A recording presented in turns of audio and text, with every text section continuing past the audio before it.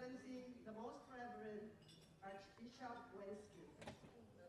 August 15, 2026, Solemnity of the Assumption of Mary.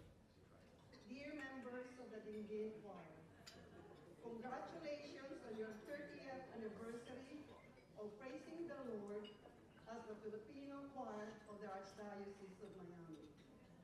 I pray that your gala will be a financial success and an opportunity for fellowship. Dinggin has served the South Florida community for 30 years through countless liturgical and other events.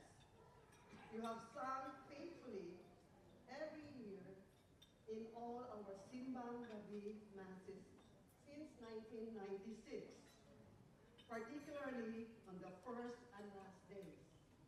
Additionally, the Dinggin Choir was the first music ministry to sing our inaugural celebration of the Feast of San Lorenzo Ruiz de Manila on September 29, 1996, and continued to do so several years after.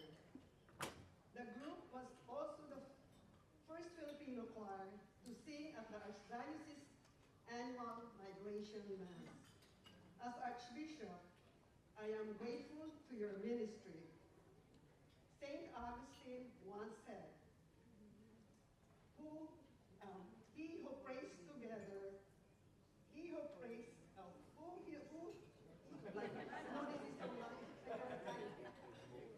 he who sings, prays twice. Your music ministry has helped all of us to pray more and to pray better. Salamat po. Sincerely yours in Christ, Most Reverend Thomas Wensky, Archbishop of Miami.